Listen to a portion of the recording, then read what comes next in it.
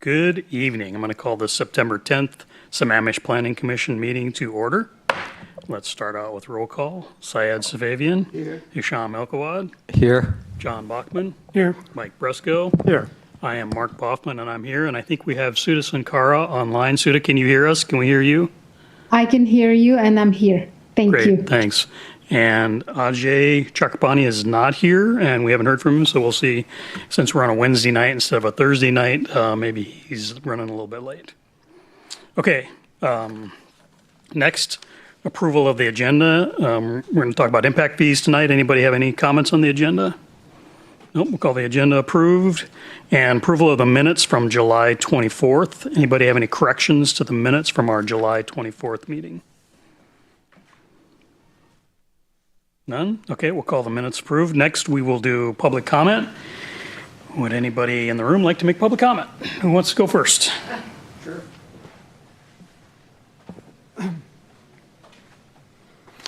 Richard Johnson, thanks for the opportunity. I was actually in this room last night. It's way better to be here with you folks tonight. Let me say that. My headline is that in the EIS, the traffic numbers are probably wrong. Sorry. Okay, why on earth would I say that? So you have a nice table here. I assume this is still the one in the EIS that lists commercial spaces, residential spaces, housing units. And then I also have a memo from the guy that ran the software talking about the parameters he used to run the software. They don't line up. We were all so focused on the 2,000 versus 4,000, apparently nobody noticed that the commercial square feet that he used are not the same as the commercial square feet here. Possibly it's a typo, but it certainly looks wrong to me. That's one. Second,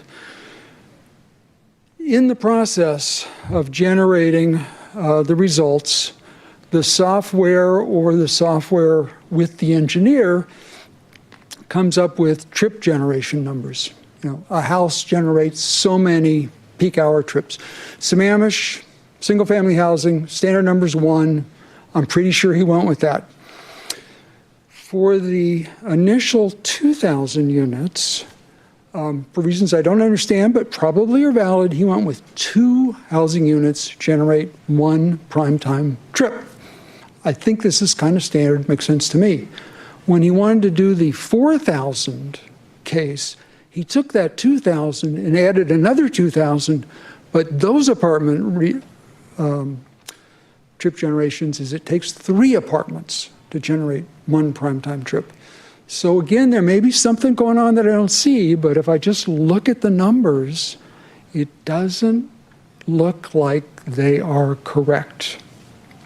And this, of course, is leaving aside the whole using 2023 as the base year when we know that that was an abnormally low year. So I think we can have some concerns about that.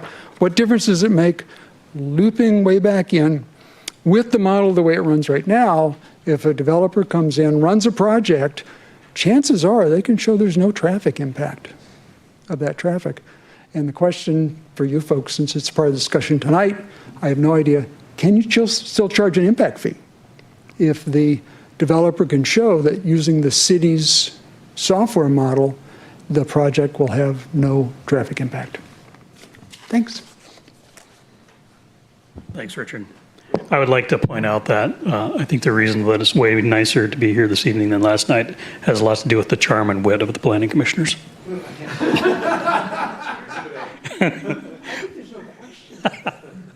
Who's next?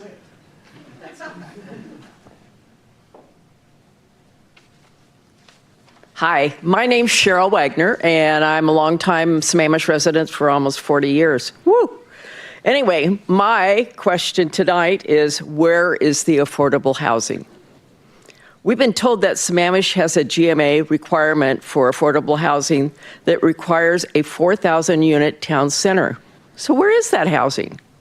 Sammamish is required by the state to plan for and accommodate 1,550 units of extremely low-income housing, housing for people who make minimum wage or less.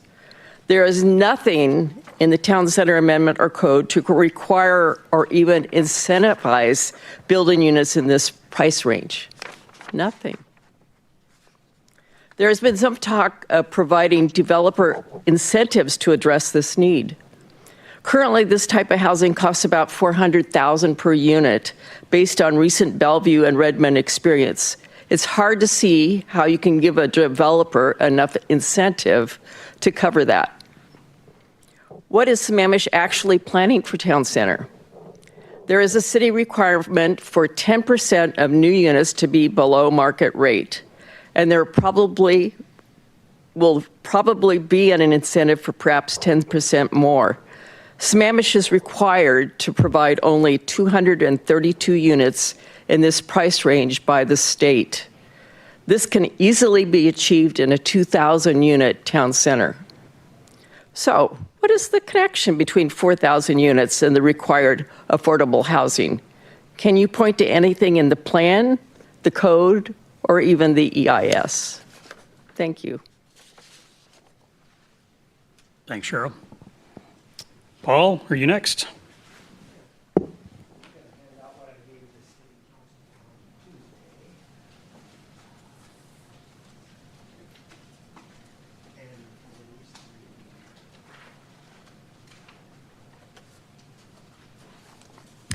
Hello, Planning Commissioners. Paul Stickney, Sammamish. What I handed out here was what I gave City Council on Tuesday the 2nd.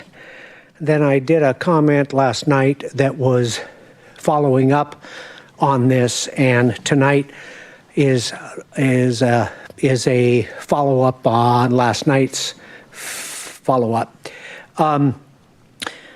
Just a quick housekeeping note.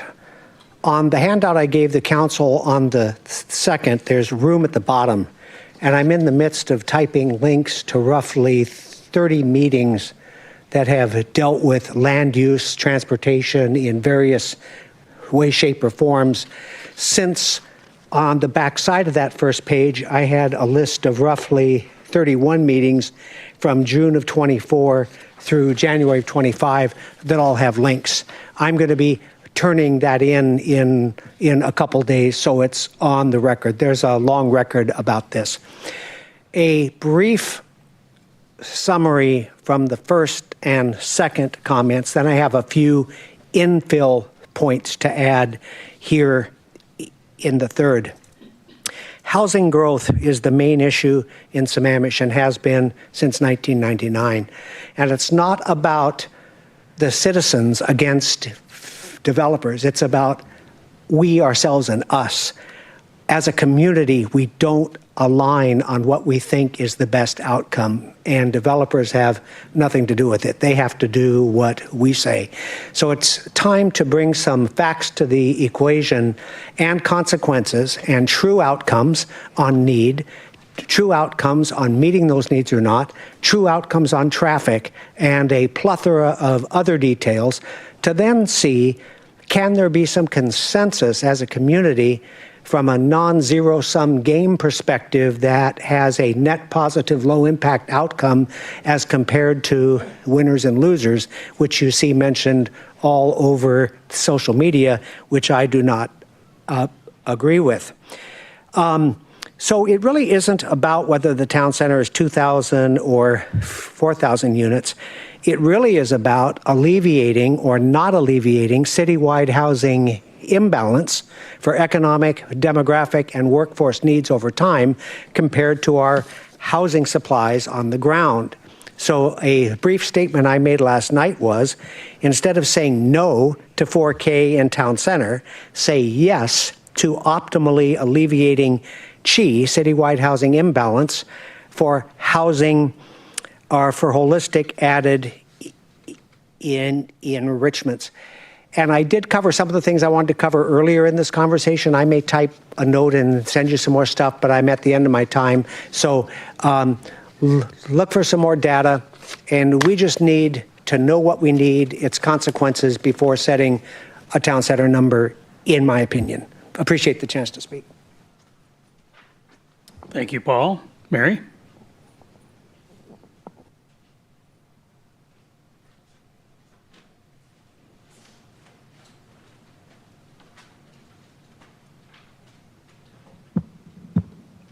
Good evening, Planning Commission. Mary Wichter, Sammamish for 25 plus years. I wanted to mention a few things about some of the other numbers that you may have heard from people. This gentleman said he thought car trips was 1 per single family house. I believe Sammamish citywide, I don't know what it is in Town Center, uses 10 per single family home. In Bozeman, Montana, which is quite similar to Sammamish, they use 5 per single family home for trip generation.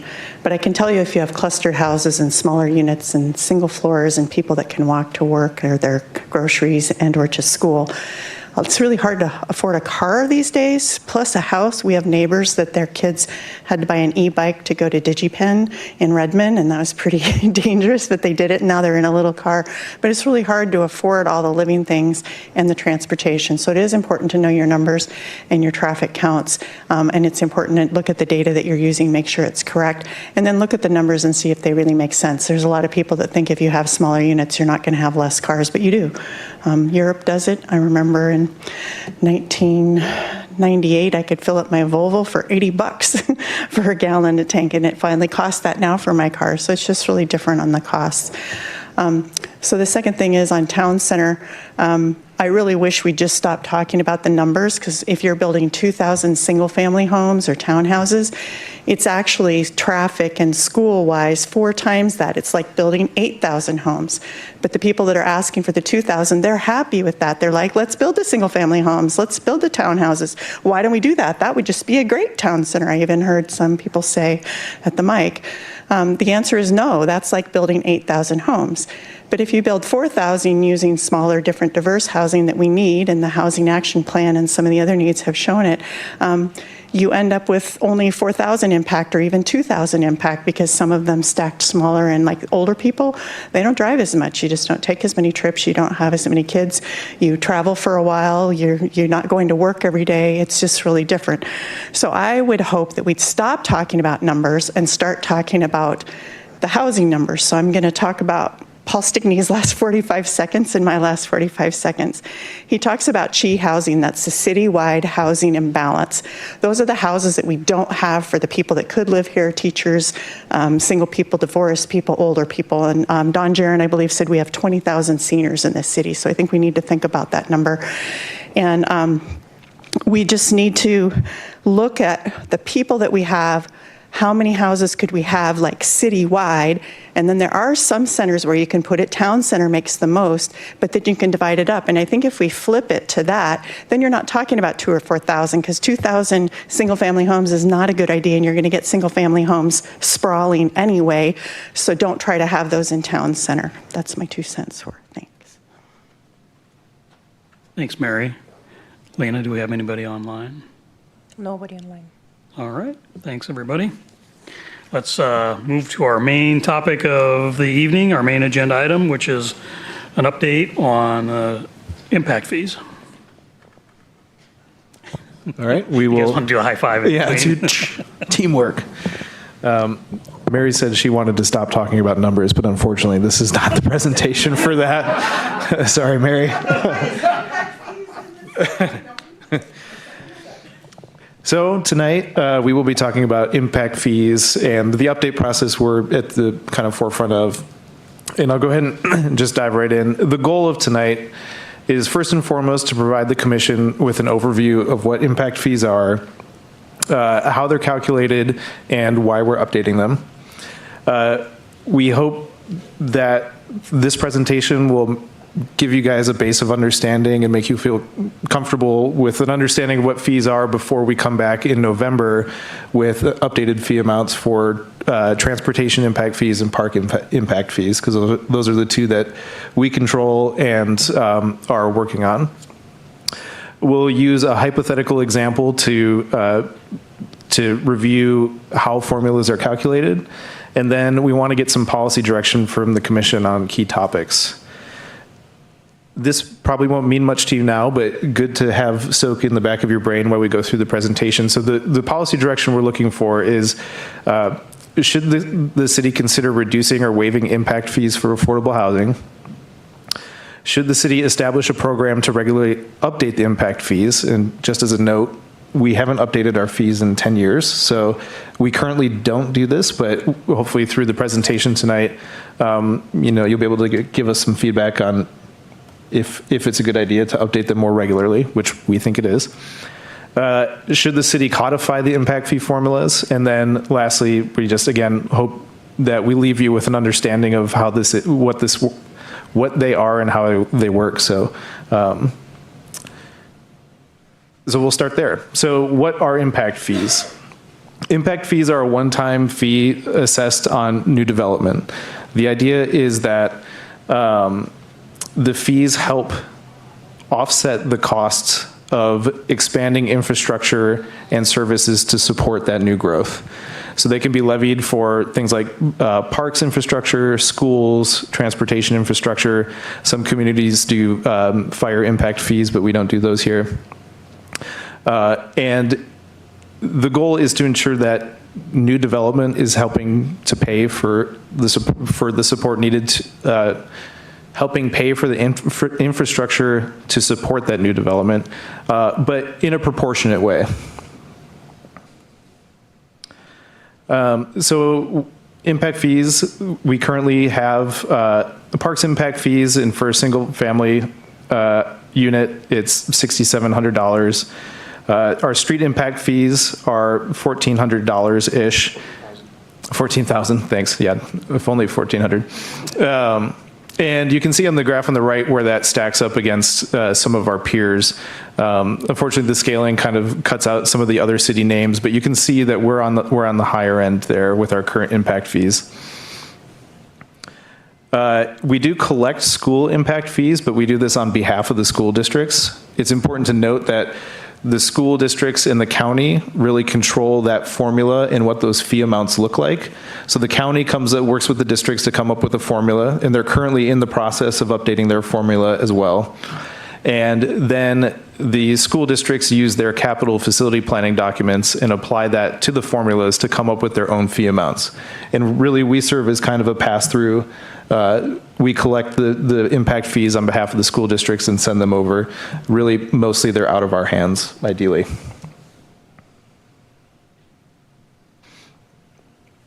To help frame kind of the impacts of the revenues we get, really, they're relatively small. You can see, especially in the last few years when development has slowed, how small the amounts of impact fees are. But this helps give a perspective of kind of what we're talking about.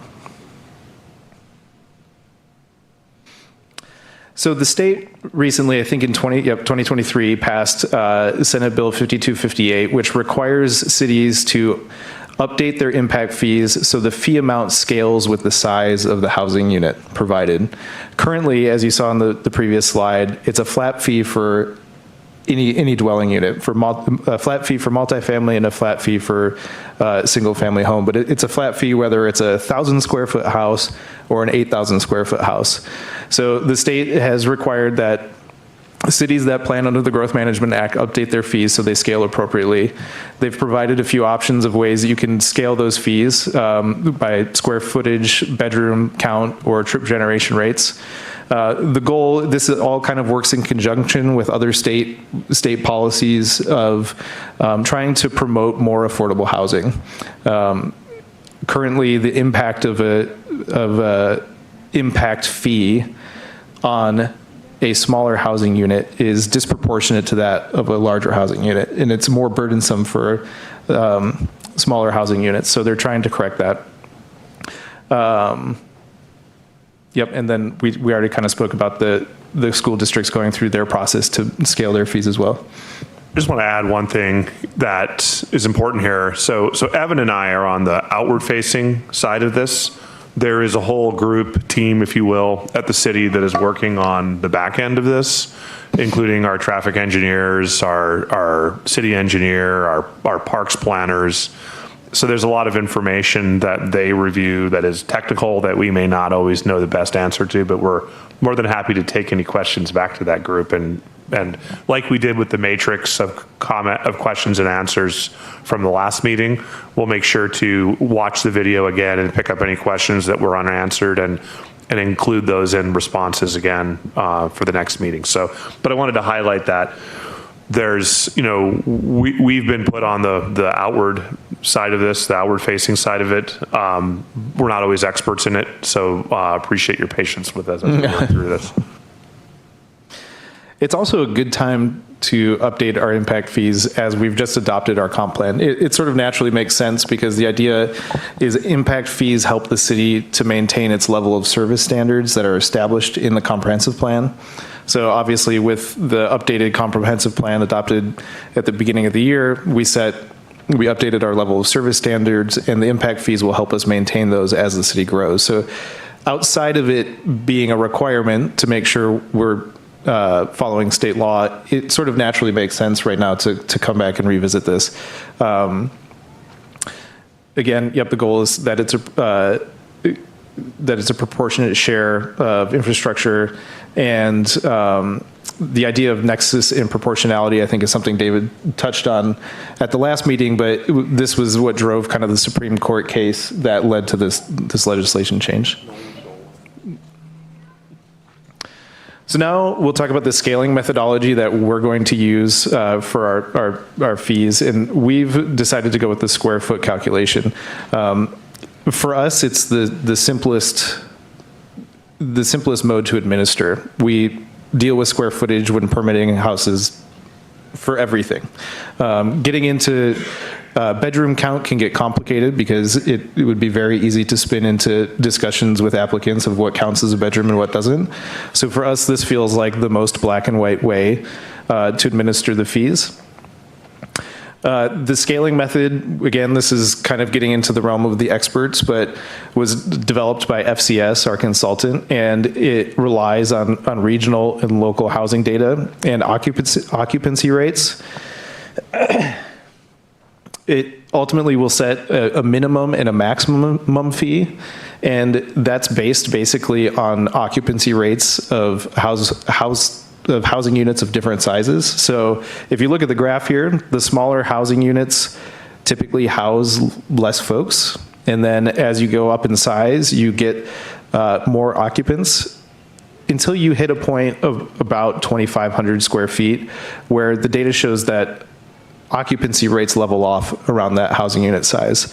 So the consultant recommends that we set a minimum square footage at the size of unit that typically houses one occupant in Sammamish, and then a maximum square footage for the size of housing unit that at that point where occupancy sort of levels off. And so they'll present the exact numbers in November, but there'll be a minimum and maximum set for the fee amounts, and then anything in between would just be calculated on a square foot basis. So to help illustrate this, we've tried to come up with an example for the city of Marksburg. I wasn't sure if you would be a Berg or a Ville, but I went with Berg. There we go. So we've come up with a list of assumptions here, and again, this will make a bit more sense when we get into the calculations here, but we've tried to establish some of the data points that FCS has used for Sammamish. So we know existing population, Marksburg is 60,000 people. Marksburg's comp plan plans for 5,000 housing units of growth. We assume that occupancy rate in Marksburg is 2 people per household, which would give us a population growth of 10,000 people. Our trip generation rates for PM peak trip ends would be 1 trip per household. And the average the average housing square footage would be 2,000 square feet. And here, kind of recreating that chart from the last slide, we've set a min max of 500 square feet and 2,500 square feet. So the first model we'll go through is how you calculate the transportation fee. So the transportation fee is built up using the transportation project list, which is established in planning documents. In the case of Sammamish, that would be the TMP. the comp plan, the transportation improvement program, those type of project lists.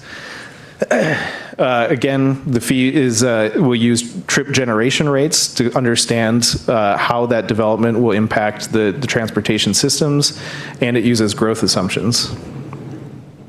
So in the example of Marksburg, we have our project list here. So our eligible cost of capacity increasing projects, and I just went ahead and made up a number, but we'll say we have $75 million worth of capital projects planned to support new growth.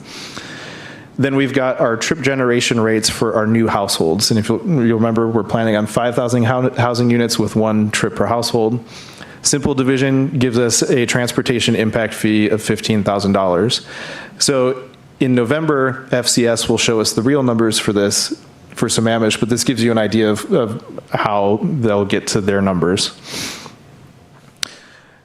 The parks fee calculation method works a bit differently. It's also based on a project list and uses growth assumptions, but it is also derived from the total cash value of the parks inventory and improvements.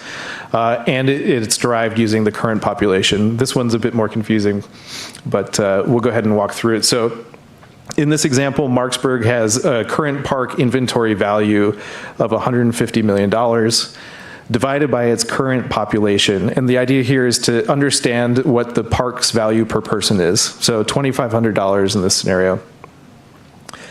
You then take that park's value per person and multiply it by your planned population growth. So here we get a park's value needed to support the population growth, and that should be $25 million.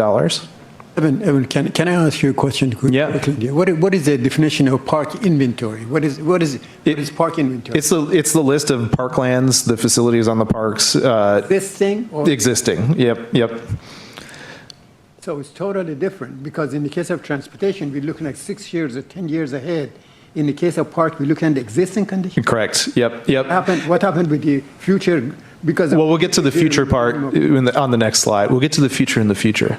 But this was a discussion we had with the consultant this last week. Is fundamentally they're calculated. They are different. You know, they're fundamentally built differently, and that was hard for us to kind of get our heads around.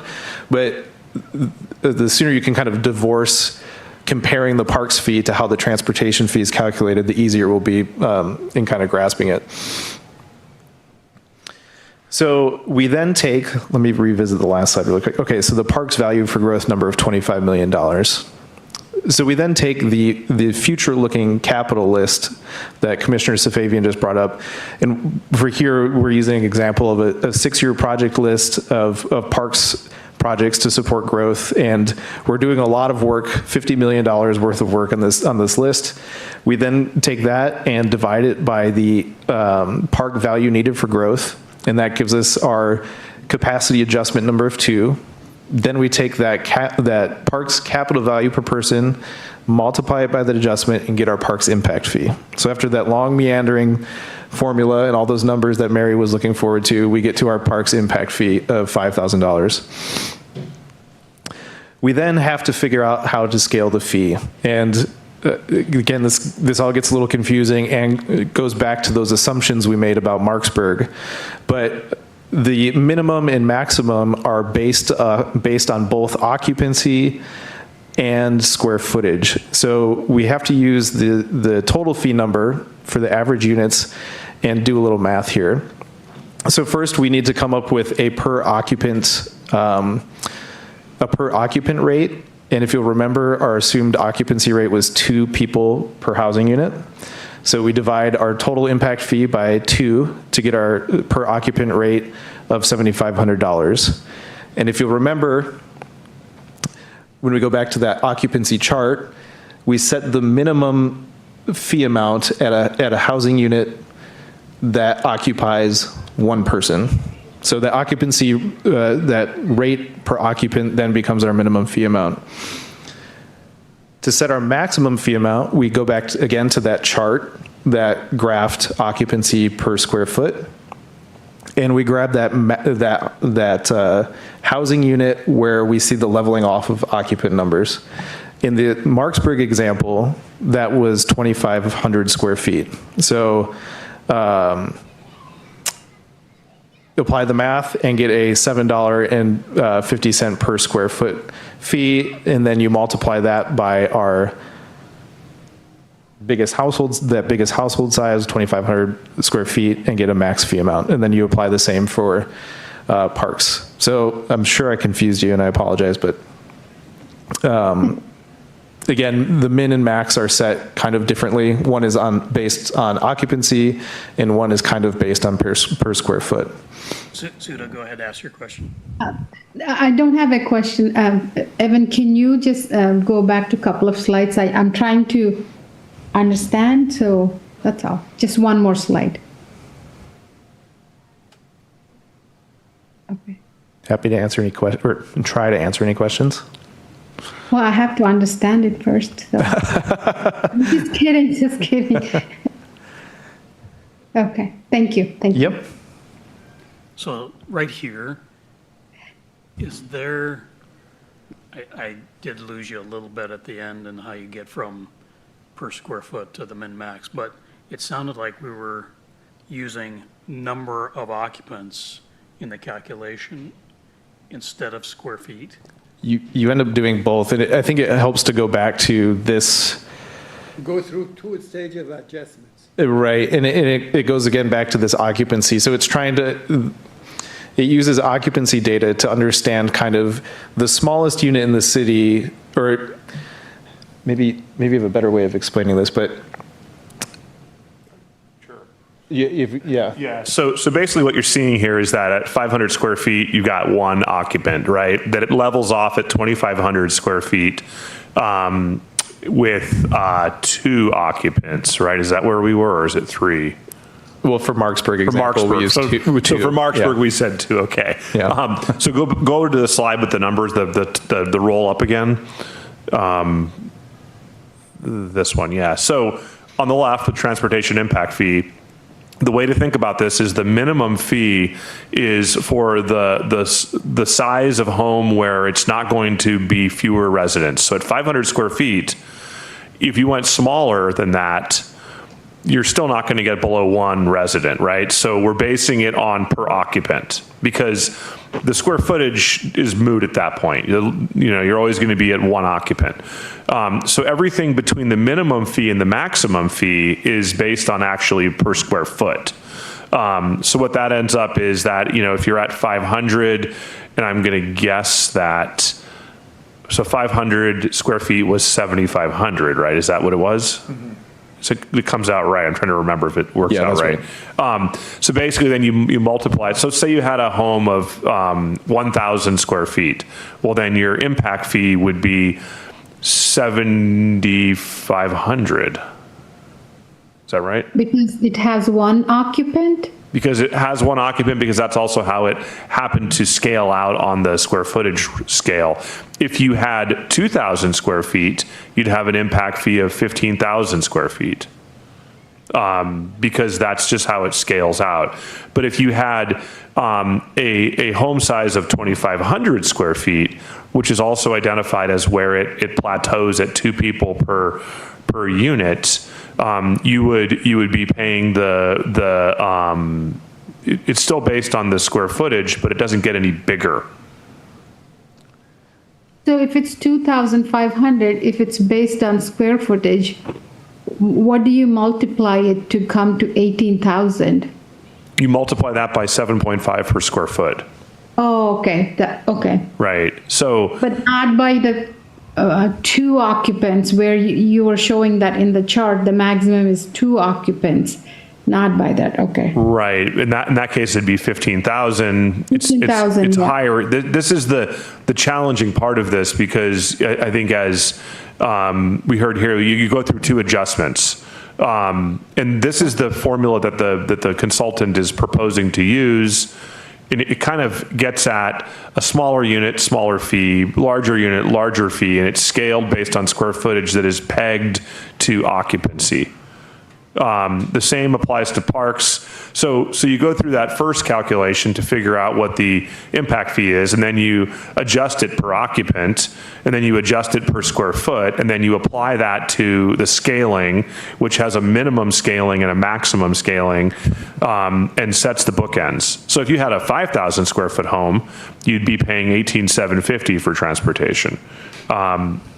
It's just how that system ends up working. Where's the handoff between per occupant to per square feet? Where do you transition? Yeah, it's just at the bottom from the minimum fee. It's not always linear. Yeah. So the minimum fee you'd be paying regardless is $7,500 for anything. You'd never get below $7,500. But as you work your way up the continuum, you end up with a higher fee up to the maximum fee that you would ever pay for the biggest size unit of $18,750.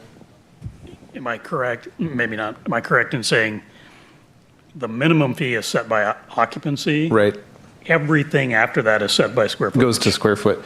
Right. Because again, the goal of an impact fee is to offset essentially the impact of the number of people of the new development, not the development size, although you use size to estimate how many people will be there. But ultimately, an impact fee is if you're building a multifamily development of units of 1,500 square feet and it's bringing in 300 people, the goal of the impact fee is to support the growth of 300 people, not the number of units. So it's the formula is exactly right. It's based on occupancy, although it uses square footage to estimate occupancy for unit size. If it is based on a square footage, then it really doesn't have any cap as far as why we showing the maximum. Well, again, it's not based on square footage, it's based on occupancy, and that's where this chart comes back. But it is based on square footage. Yeah, I know, it is. If you're saying based on the square footage, then there's no cap. Well, it's estimated. It's better to say it's estimated by square footage, I guess. Like the occupancy rate is estimated by square footage. And what this chart's showing here is that occupancy, which is on the left, levels off when the square footage reaches 2,500 square feet. Should we say that there's a combination of the square footage and occupancy? We're using two factors. Yeah, I mean, ultimately, whatever helps you understand it, because the goal is to try to make you feel comfortable. The square footage, I'll do the calculation. I said there's no cap. Yeah. So maybe this is too far into the math. Is the graph of this going to look like a stair step based on the formula, or look like a curve? We could ask the consultant to map Because it. to me, tax brackets have a stair step structure, which I think is stupid, but that's what it has. And I can't quite tell from your description whether the intent here is for, so like if the minimum is, I forget, 750 square feet, I don't remember what the number was, and so that calculates to $7,500. Then if you build 800 square feet, that's still really one person, but is now it going to be 7,550, or is it still going to be 7,500 until you get to that demarcation point where the math would say now it's two people and then it steps up? You can calculate it both ways. In this example, it stays at 7,500 up to 1,000 square feet, right? Because you start at the per occupant minimum, and that's at 500 square feet, which is actually per square foot higher. Right, but then it slides all the way over to 1,000, where it matches that, because 1,000 times 7.5 at the per square foot rate gets you to 7,500. So the curve starts out flat, and then it goes up incrementally per square foot. So if you were looking at it in a stair for per square foot, sure, it would show that way, but you could also show the curve smoothed out, going all the way up to 18,750 in a linear trajectory. Yeah. And then it just stops, and then it flattens out for everything above that again. So it's flat down here and flat down here, and it's Linear. I wasn't a statistician or statistics person, but whatever you call that line between those 2 points. Yeah, so Straight line. Yeah. Yeah. So, but is that fair to kind of go from 500 all the way to 1,000, all jumping by doubling the size? But it doesn't go up any further than 18,750. So it goes from it goes from, let's say you wanted to build a micro house, and we have had people want to build like a 400 square foot home. Right. You would be paying $7,500. Right, that I understand. Right, But one person. The next one up, you said 1,000, and I'm saying that. 1,000 square feet is where you would Why hit don't you the. go 500 to 750 to 1,000? The steps would be a little bit not that steep. And I think what we're running into a little bit is the problem of made up data. I mean, I think ultimately this formula is built on just examples I pulled out of my head. But how about the fairness? The stuff about the FCS fairness? the stuff FCS will present will be based on real data, and I think won't have that same kind of discrepancy between the minimum square footage and then, that gap until 1,000. I think it will level out. Does it apply to new construction and replacement of existing, or just new development? Just new development. Yep. So I get the methodology in general, and I think FCS will smooth things out a bit. It seems like, though, that our policy questions are where the minimum max are. And in your illustration, it seems like the max for our community might be too low, because we can get some pretty big houses, even though the new comp plan limits footprint to 3,000. But you can still build a really, really big house, or you can get these, multifamily houses. It's a single family house with extended generations, a lot of people in it. So, John, what I'm hearing, there is no max. There is no cap. well, in Bigger the evidence, house, you pay more 18,750. No, there is a max. There's a max. Model, it's, on this model, but are we proposing that? yes, under Stop the it. FCS model as well. It goes back to this graph here, where say in Marksville or Marksburg, sorry, we have identified that this curve that applies to the Marksburg metro area from the U.S. Census Bureau is saying that it peaks out at 2 people per household, and that happens at 2,000. 2,500 square feet. So what that does is that says that anything bigger than that, it's not probable that you're really going to get more than 2 people per household in that example. Now, Sammamish will have real data. The number's higher. The number here is higher, but Sammamish is even a little bit higher than the region. Well, Sammamish will, the way FCS will assume occupancy rate is through the directive of King County and how we've planned for growth of 2.75 people per household. But then they'll also set the minimum and maximums, I believe, using occupancy data.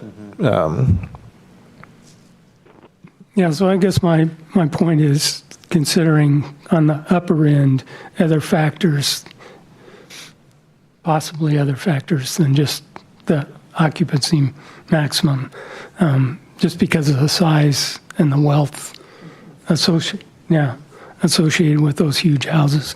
Anyway, but I think that's our policy. That seems like that's our policy question, is where the minimum max. Figure out, FCS will give us the math. The trick is everything has to be very defensible. So, I mean, that could be a question we pose to FCS is like, hey, we do get larger homes that may exceed kind of the graph of occupancy rates.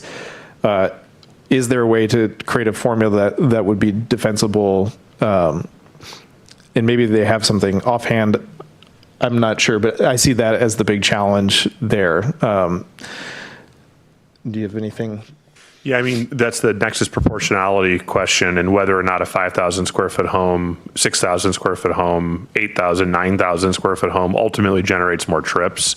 And it'd be on us to prove that they do. And I don't know that we have that data that backs that up. The data, in fact, probably tells the opposite story, that based on this this dot graph here is, and that's what I've heard from an example. This is just an example, but from FCS is that the data tells them that it really peaks out at a certain point and that you don't really get that many more people. Evan and I were talking about it earlier, and we're just, to each other, we're like, my goodness, we have these huge houses that there's only 3 people living in. what does that say about us? So it's a question that we need to work through from a policy perspective, which is why we wanted to have this conversation before we have FCS here in the room and we're going through that. Let me just say, to pile on to what John said, I think part of this to me is that right there looks like it says Seattle Metro Area 2021. So that to me is the real graph. And I would have a hard time with that because how do you peak out at 3? I can't even imagine that single family homes in Sammamish, half of them aren't 4 people or more. So that graph doesn't feel like it matches reality at all. I don't care what the data says. That's not Sammamish. Why would you ever say that? Is that based on a number or hypothetical situation? According to the title, it's That right there is a clip from the U.S. Census Bureau from Seattle Metro Area Here's my 2021. concern. You said that the SB 5250 says that the fees needs to be related to square footage, bedroom, or trip generation. Why don't we stick to the square footage completely and forget about the trip generation? Well, that's what we're doing is we're converting. You don't set the maximum. You don't set the limit. There is no cap. We do set a limit. There is a cap. I know. Why should we have a cap? Why should we have a cap? That's a great question. I Because think state law, ultimately you get to the point where you have to defend your maximum fee amount. And just by, Sammamish has homes that, we says could. that consider 4 factors: square footage, bedroom, or trip generation. Right. And city. But again, an impact fee is supposed to offset the impact of essentially the number of people living in the new housing unit. So somebody could build a 10,000 square foot home down by the lake, and it could be for them and their wife. That's 2 people, despite the fact that their house is enormous.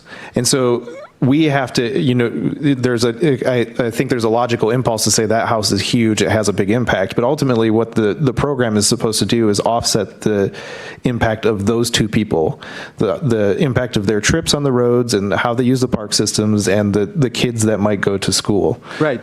So the house size at that point is irrelevant. Infrastructure that a city provides to serve that humongous house is not based on occupancy. It's based set of standards says that you need 2 lanes, 1 lane in each direction, and the width is going to be so much, no matter what the occupancy is. So infrastructure would not make any difference. Infrastructure investment is nothing to do with the occupancy.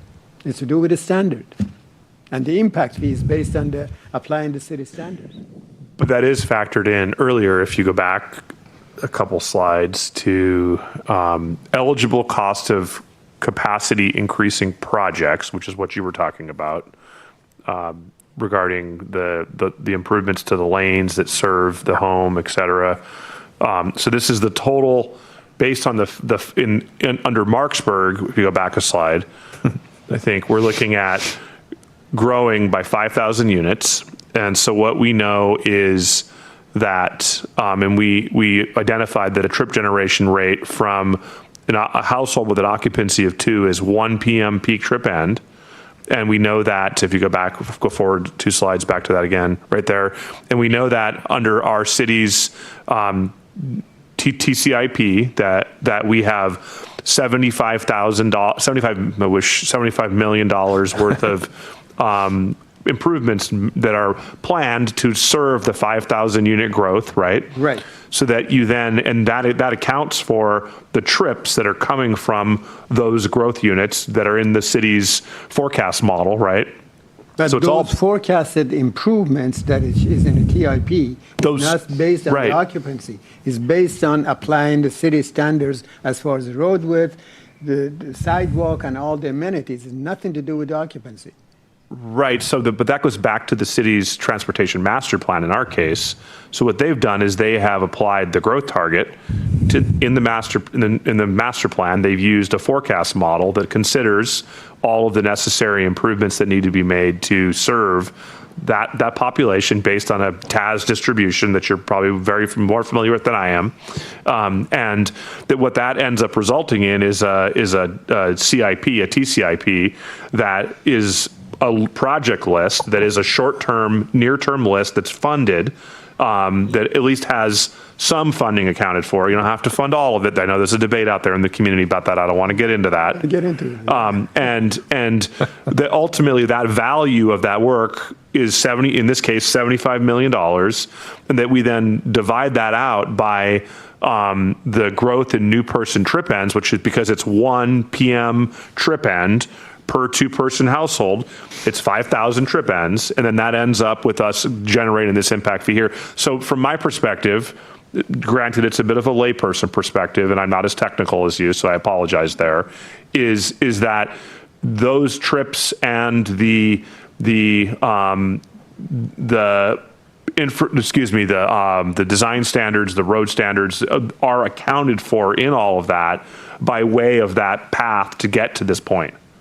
So am I hearing, David, that if we go and stick to the square footage and don't set the cap, we are not going to be able to get the whole thing approved by the state?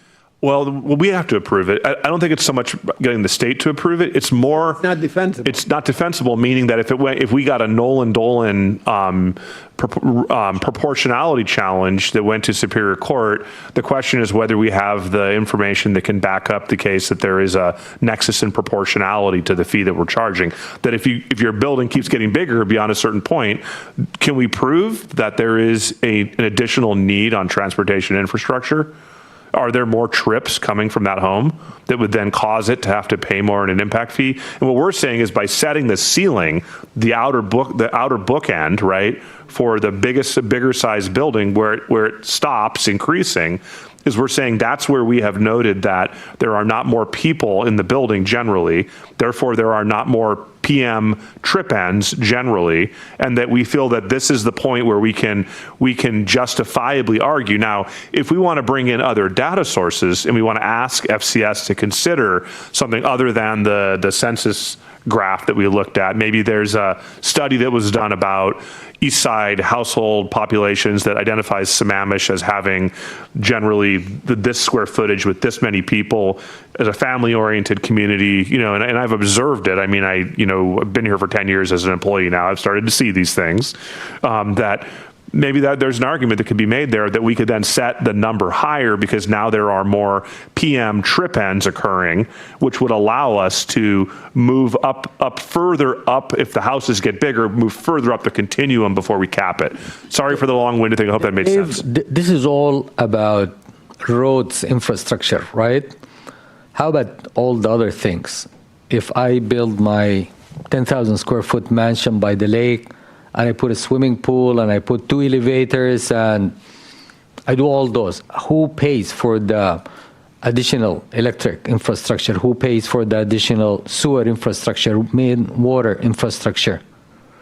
Right. So those are the sewer infrastructure is paid through your connection fees, and it's based on the generally the water usage that you have in the home. And it's also based on whether or not there was a home there before and whether or not there's a sewer there.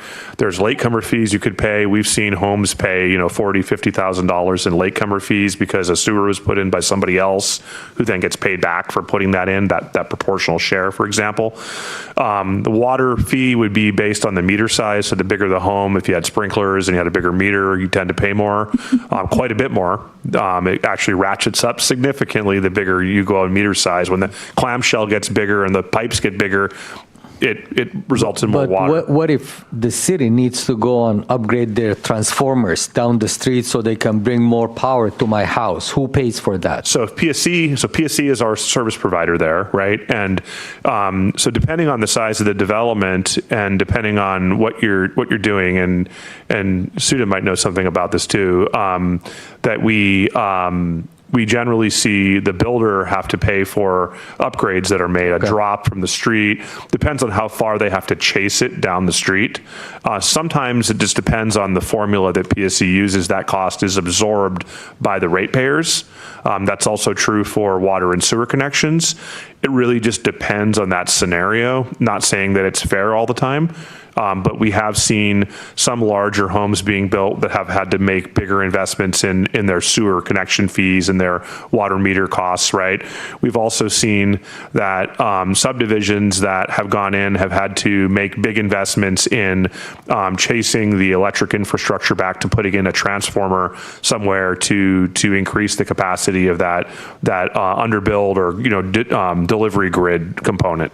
And honestly, those are easier for those providers to collect them because you're going to go and open a new account, so they will charge you. But you're not going to go and open a new account to use the road. So if I understand this correct, and back to Syed's point, the state's given us more flexibility in how we calculate the maximum, but we don't want to go beyond the maximum because we can't justify based on occupancy. And secondary comment question. A couple meetings ago, we got the Lake Washington School District's report, which might, and the ISQA probably has similar report, which might give us some really good data on occupancy in our city, because that's their gig. So that might be a possible source of data. Yeah, it's a good point. I want to highlight an area of complexity regarding school impact fees. Just not, I understand what you're saying, that we should look to those reports to look to see what they're citing for student generation rates and based on new development that's coming in, which would give us an insight on family sizes, et cetera. The interesting thing is that the school districts and King County chose to utilize a bedroom count for calculating impact fees. We find this extremely difficult to apply, and we understand that this might result in the districts not collecting as much of a fee as they could, because generally speaking, what builder is not going to say, oh, this is an office, and then just turn around and use it as a bedroom? And how do you preclude somebody from using an office as a bedroom? It just gets really complicated. And so my guess is that, if you're building a 4-bedroom home, say you had 4-bedroom, standardized floor plans in a 100-lot subdivision, well, generally speaking, all 100 units, you're going to say you're building 3-bedroom homes. And that's what you're going to pay the school district. So that's why we didn't want to go down that path, is we didn't want to have to argue in every case of a building permit whether or not there's 3 or 4 bedrooms. Square footage is objective. It's a lot easier to measure. We already measure it. We already track it. It's a lot easier to keep track of. John, you made a statement that the state set the maximum. What is this? No, I didn't say. That's what you said. No, I'm sorry if I misspoke. What I was trying to say was, as I understand it, the state's given us more flexibility with these additional parameters. Right, use the parameters. But you're saying that even though those parameters is listed, but what David's saying, you have to still justify using that right, as a basis to calculate the impact amount. Yeah, you're still backing into sort of a maximum amount that can be defended using these different methodologies. And speaking of methodology, as Evan's slide showed, that you're making reference to the ITE. ITE is mostly those numbers, trips that everybody's talking about, is vehicular traffic. But now we have TMP, and TMP is a multimodal. How are we going to account for the other modes of transportation? We'll come back with you on that. I haven't said anything yet, so. Actually, I would like to see, if it's possible, the wording that's in the legislation and how that's been interpreted about the defensible part. And I understand totally where you're coming from in terms of the occupancy, and that's a good way to determine the impact. And we need to defend based on that. But gosh, it would be really nice to be able to charge more for the really large square footage. In some way make that defensible, or find, I don't know if it would be a loophole or the interpretation of the legislation that would allow us to do that. So, but Mike, let me go through my argument. My argument is that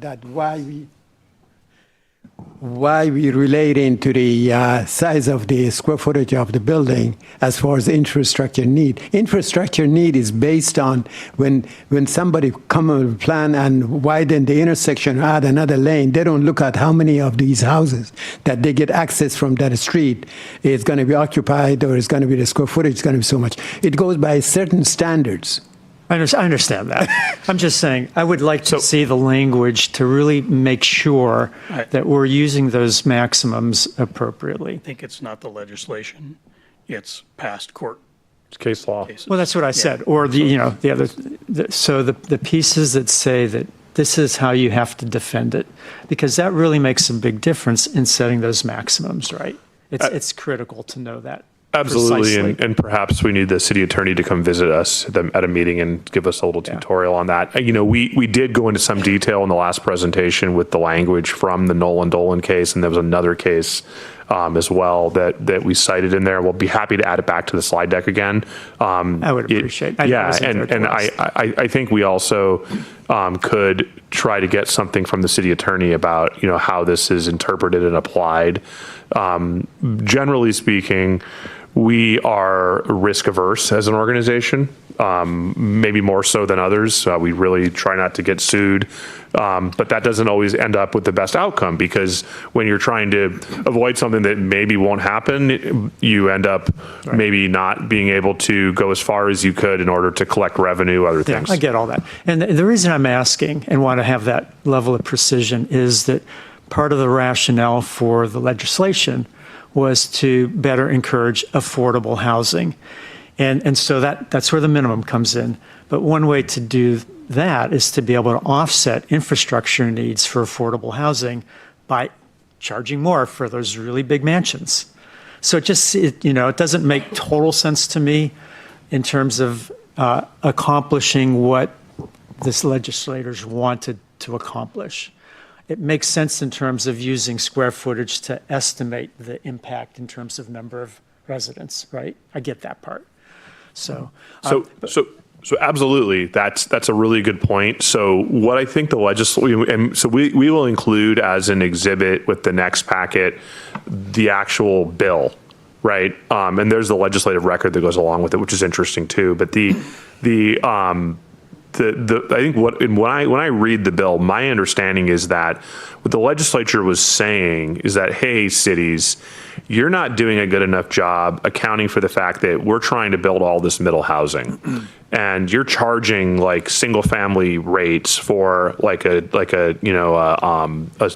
triplex smaller unit, two bedroom smaller unit. You can't be doing that. You need to, and that they weren't so much trying to offset the infrastructure cost from smaller units by allowing higher charges for bigger units. They were simply trying to scale it to be proportionate to the estimated actual impact on the need for new infrastructure from different size units based on the number of people and trips that were coming from those units. Yeah, no, it makes sense. Totally makes sense to me. A related question is that this is based on square footage. It wasn't, it was irrelevant whether that was square footage in a 5-story, multi-use building, right? And so I just want to be able to confirm that, because it seems like that should have a potentially different calculation. Yep. And that adds complexity. So it'd be interesting to understand the trade-offs between adding that complexity for when we have the multi-unit dwellings versus just pure square footage per unit. Yeah, there is a different methodology in accounting for the impacts of multifamily units versus single-family units, and FCS, I think, will be able to speak to that better than David and I will. But we'll see that. You're onto something, and there are the fee amounts calculated, as you can see, for single-family and multifamily units. But we had better before, better left to the experts, I think. Probably, okay, so to be revealed in November. Can I, just to keep moving, the question, this is a little bit different than what we've been focused on related to the transportation side. On the park side, versus on the example of whatever Berg it was. It was Marx. I thought, yeah. Yeah. It's interesting, and I'm just curious, it may not be a really big deal, but that this uses the value, the inventory of parklands, and that's the starting point. For the transportation side, we didn't start with the value of all of the infrastructure, the roads and all that. But we're still able to do the calculation based on the anticipated projects to handle the growth.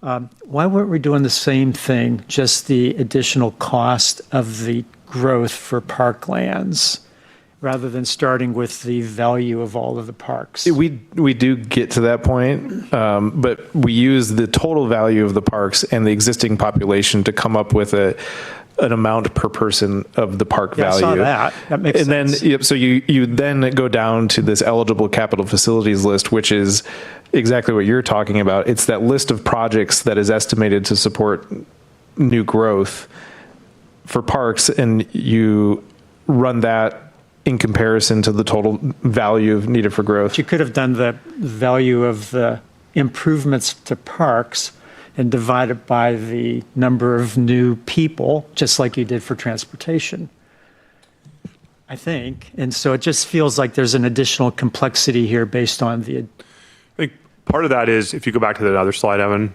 is the top bar right there, eligible capital improvement costs from the 6-year project list. And it took me a minute to wrap my head around this. So there's a fundamental difference here than with transportation, whereas in transportation, it's the entire 20-year unconstrained list that's included in the plan, right? Mm-hmm. And the TMP, that's what's being used as, it's the 6-year TCIP, and it's also the 20-year unconstrained list. The full list is what's being included, which drives. Which one is going to be used in calculation of impact fee? It's a combination of the two. For transportation, it's the full range of improvements. And the reason for that is because we're wanting to make sure we're capturing the full value of the longer term plan for improvements, right? Even though that, as you know, when you have an unconstrained list, you've got a lot of projects that you have 10% funding and a 90% is and the public works team and traffic team did go through the unconstrained list and remove some of those projects that have been kind of long remnants and pie in the sky ones that we know aren't going to happen. I think the gondola was on there as a potential list across the lake, and that's not, I don't think that's going to happen. So that one was removed. It could, but. But I want to go back to Mike's question. I guess that back to the park, if they can justify going through the two-step process, one is calculating the inventory of the existing, whatever, the park inventory and improvement of the value of the property as exists today as another layer, which probably, if you take that out, the parks impact fee would be lower, right? But what happens if you use that fee? The same concept for the transportation, including the value of the land that transportation infrastructure is on it? Well, I think it's again important to remember that bit, and again, FCS can emphasize this when they're here in November. But it's not a fair comparison to compare. They're not apples to apples how they're thought about and built. So comparing how the parks fee is structured to the way the transportation fee is structured is just kind of it just doesn't work that way. And FCS can provide the justification for that, but for tonight's purpose, I think that's what we need to walk away with is they're not the same. They're not built the same. We should definitely ask that, just because it's too intuitive to think that we could take the list of park improvements that are needed and divide by the projected growth and do the same exercise as we're doing with transportation. So I would be curious for them to answer, why is that additional step necessary? In reality, are you going to go and buy new parks? If the city adds 20,000 more residents, you're not going to go and buy new parks. So why are we using the value of the parks? Why don't we just use the value of the improvements to the parks? In theory, that could happen. And in theory, a city like Marksburg could set its level of service for parks at, an acreage per person rate. And to maintain their level of service, it might get to the point that to support their new growth of 10,000 people, they need to go acquire new land to purchase and to maintain their level of service, which is, again, the whole point. So that could absolutely happen. Yeah, and ultimately, each of the fees is trying to come up with a reasonable way to estimate the cost of new growth. Parks is doing that by looking at the existing park system in comparison to the existing population and says, hey, that gives us $2,500 per person of parks value. We'll use that $2,500 then to estimate the new growth, which is what that second line is doing. So you take that, we're expecting 10,000 new people, $2,500. We need about $25 million to support new growth. Evan, when we're talking about the parks impact fee and all that, can for the next meeting, can you give us the methodology that they use in the past? Because we know as far as traffic is based on the trips, right? Right now using the trips as Trips and basis. projects, yeah. Right, and now we're switching possibly into the square footage. How about the parks? Are they switching to another methodology to calculate the parks impact fee? Do you know that? Offhand, I don't know. We'd have to ask that. It's a good question. I know that they're converting this to get to the scaling, and I don't know if this is what they used in the past. We have to ask that question. We'd be happy to. Also, as far as traffic impact fees, I think that the last meeting we talked about that, hey, how about the calculated impact fee based on the zones and different methodology? It would be good exercise to show us that, okay, if using that, this is the impact fee is going to be. If it is based on the land use, square footage, this is going to be. So at least we have a basis to compare. Well, and I think it will essentially do that because it's using TMP data to generate trip rates, which the TMP does. Right. It's analysis done by TAS zones and densities and proposed zoning. So that work has kind of already been done. The impact fee part just applies a dollar amount to that work. So I think some of that the reference would probably be look at the TMP. Logic for the zonal base calculation is that if the development takes place that in a zone that infrastructure is not well defined or well advanced versus an area like say town center, then the impact fee would be a little bit different there because the city needs to invest more money in that zone that infrastructure is deficient. So that was a justification for going on a zone basis. I'm not suggesting going that way. I'm saying that let's have some comparison, a different methodology, rather than saying, okay, the consultant came up with this and let's go with it. Yeah, I think it actually it takes me back to one of your questions here about what defines system-wide improvements, because that's what impact fees are supposed to support, right. System-wide improvements. So when you think of it that way, whether your development is in a former R1 zone or within the town center, ultimately it's supporting the entire system, so it kind of renders it moot. But we can see if the consultant can provide a little bit more detail on what you're talking about.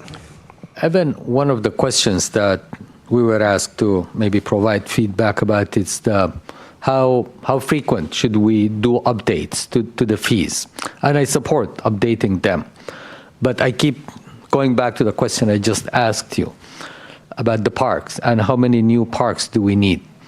If I look at Sammamish as it sits today and the acreage we have in parks compared to the population that lives in Sammamish and compared to planning standards, city planning, urban planning, do we have enough? Do we have more than the average? Do we have less than the average? Do we feel we need more parks now? And if it turns out that we have plenty of parks, let's say we are 60,000 people who live here today, and what we have should have been adequate for a population of 100, will that makes us feel comfortable to say we will reduce the impact fee on the parks until the population gets to that size? Maybe it gets there in 10 years or maybe in 20 years. And at that time, we will revisit since we are doing regular updates. So there is a conversation on that in the city's comprehensive plan in the capital facilities element. And there is a discussion about that in the city's parks, recreation, and open space plan. I don't have the numbers offhand, but that is a different metric that's not being used here, although you could argue that it could be applied here. This is the metric that the consultant working with parks and parks staff determined was the most appropriate for fit with their capital facilities planning and how we do growth planning here. But there is a level of service standard that is set in the city's capital facilities plan that comes from the Parks and Recreation Open Space Plan. It's the capital facilities element of the comprehensive plan. It comes from the Parks, Recreation, and Open Space Plan that was adopted by the Planning Commission and City Council. And I made that suggestion because it's my understanding that this money we collected and we keep it aside to use it for the reason why we collected it. So if we are not going to be buying parks for 20 years, why start collecting money for that today? And I think that would show up as the park value needed for growth. And if it's based on the plans that we have, it might be a small number, it might be a larger number. Yeah, who knows? That's why I said if we check. If they're using, the plans that exist, which to be defensible, they should, right? So, to your point, right? I guess what I took from what Ishan was saying is maybe there may be other ways to determine when to revisit the fees other than just 2 years or whatever. Well, it may be appropriate, it might be appropriate that the parks is every 6 years. And the transportation lists are updated. Whenever they do the pros plan. The logic way is to tie into the documentation that provides a financial data on future improvement to the parks, For instance, one way of doing it, any time that you update your TIP, which is once a year, you should be updating impact fee. Why? Because impact fee is based on the project estimates is on a TIP. If TIP shows that the roadway improvement, let's say Sahali, went from $50 million to $55 million, so the increase should be somehow reflected in the impact fee. So it should not be based on every year or every other year. It should be tied into the documentation that supports or the traffic impact fee is based on. TIP or parks, I don't know what the park they have, how often they do that. Is that the same as TIP? The pros plan is an 6-year or 8-year cycle. I can't. Right, except that their capital planning goes with our budget cycles. So what we were proposing, and we'll get into these slides here also, what we were proposing is that we update our traffic impact fee and our parks impact fee on a 2-year cycle that is mid-year to the budget cycle. So that basically we can use that as informative into the budget, going into the next budget year when we actually are building the 2-year budget, and that then we can take the time to update it after the budget's been passed based on the CIP that's been passed as part of the budget. So it actually works really well as part of a sequence. So every other year? It'd be every 2 years, but it would be off cycle to the budget, right? So we do our budget every 2 years, and we would adopt the budget 1 year, and then the next year we would update the impact fees, because it would reflect all of the capital projects that were put into the budget, right? And we have to be able to then take the time to work through that. We can't just automatically update there's a little bit of work that goes along with that, and it would take a few months to get through it. We're also proposing, we'll get to the slides, I guess, that we codify the formula. We find that it's challenging when you don't have a codified formula because everyone wants to debate the different inputs. So we'd like to come to closure on what the inputs should be. Doesn't mean we can't change the code down the line, but we really want it to be predictable. And we'd like to have it to a point where we have it in a spreadsheet with advanced formulas, and you just put in the inputs, and it tells you what the fees are for the next year. And then we go through that process based on the info from the budget, load it into the spreadsheet that calculates it for us, and there they are. We bring them to you for a check-in, take them to the council, they're adopted, done. So I just wanted to comment on the parks piece a little bit, because I think it's a little more complicated than transportation. You can't avoid the maintenance and costs associated with traffic lights. Traffic light goes out, you got to fix it. Parks is different in the sense that it's general fund, and looking at the city's projection for what the general fund can support going forward, use of impact fees to increase the capacity in park, make a dock bigger, expand a restroom, can also help lower our operation costs. I realize that's not part of this discussion, but it's part of the soft discussion that goes on in the background to figure out how to best use park impact fees. Maybe you need a new pocket park for a big new development. So there's a bunch of different things that affect parks much different than transportation, because you got to fix the potholes, you got to keep the lights on. Parks, if things go haywire, you block the gates. So, John, how that would affect their impact fees? Well, it's just that calculating and using the impact fees would be much different than that of transportation.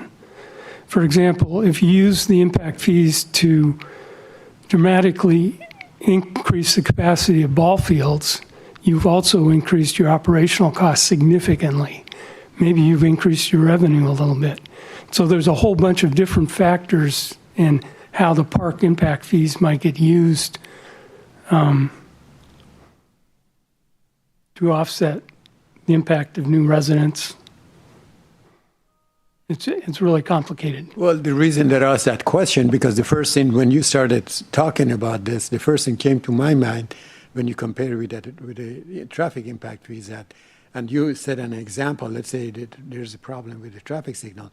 Those are emergency safety issue. Parks are not necessarily safety issue. Yep. It's nice to have it. It's amenities that you have to look. That's how I asked that question, and I'm again repeating my question, how that would affect the impact fee.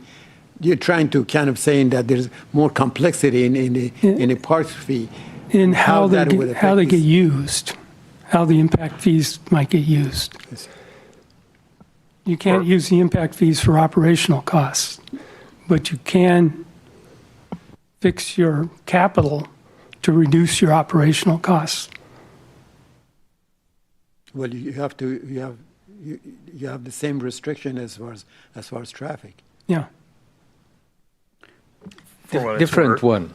I was just Go going to say, ahead. for what it's worth, on page 56 of the 2024 Sammamish Pros Plan, there's a nice table that shows levels of service for parks. So if anybody wants to go look and see, that's where it's at. The school fees, don't they already collect money from the property taxes? That's what I was doing on the side of my phone to see how King County split the property tax money. And according to AI, it gives the school district 40%. So I used the $1.2 million example in Sammamish, and it told me that it will give the school district 40%, which equates to $4,000. So if they are taking from the property tax $4,000, why are they charging that much when the house is built at the beginning, knowing that that property owner will still pay property tax during that year? I think it's a difference between operational costs and capital costs. So the impact fees are only there to support the capital expenditures of expanding school facilities and supporting new growth, whereas I don't really know how the taxes Oh, that work, could be correct. Yeah, but I think it would be, the taxes pay for existing operational costs. So I can move forward because I'm sure we'll have a lot of discussion on this next topic. But so ultimately in Marksburg, an average home between the three fees, because we'll just say that they also collect $5,000 in school fees for the school district, would be a $25,000 one-time impact fee assessment. And you'll remember that one of the policy questions that we're interested to get your feedback on is, should the city consider reducing or waiving impact fees for affordable housing? And it's something we can do per state law, but it's important to note that if we were to choose to waive fees, the impacts then of that new affordable housing would be paid for out of a different public fund. So it's still paid. Already waiving 80%? Well, the current code, I read it somewhere. Exactly. In the current code, there is an 80% waiver for 80% AMI housing, and that could be an option too that we continue to do. Is that only for the traffic impact fees or all the impact fees? All the impact fees.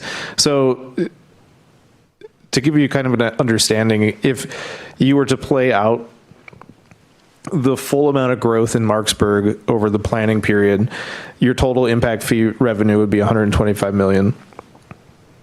You can look at this example here where you say assume that Marksburg, like Sammamish, has a 10% affordability requirement, and it chooses to reduce the fee by 50% for affordable housing units.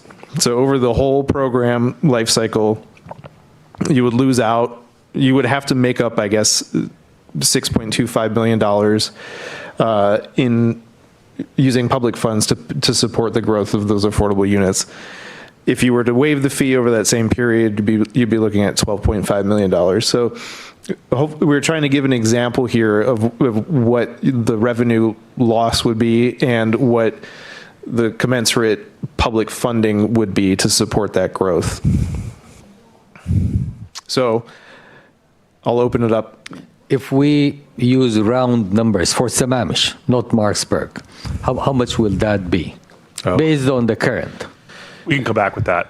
That's based on the 80% reduction based on the current impact. Yeah, just today. based on the current. Yeah, we'd have to do some quick math on that and throw it in a slide for the next. But the 80%, are you already doing that, or is that something you can do?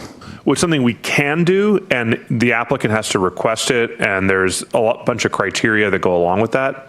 Most recently, we did that on the Brownstones West project, where their 80% AMI units were knocked down with their impact fees for those units by 80%. I don't know why they chose that alignment in the code, 80 to 80. I don't know.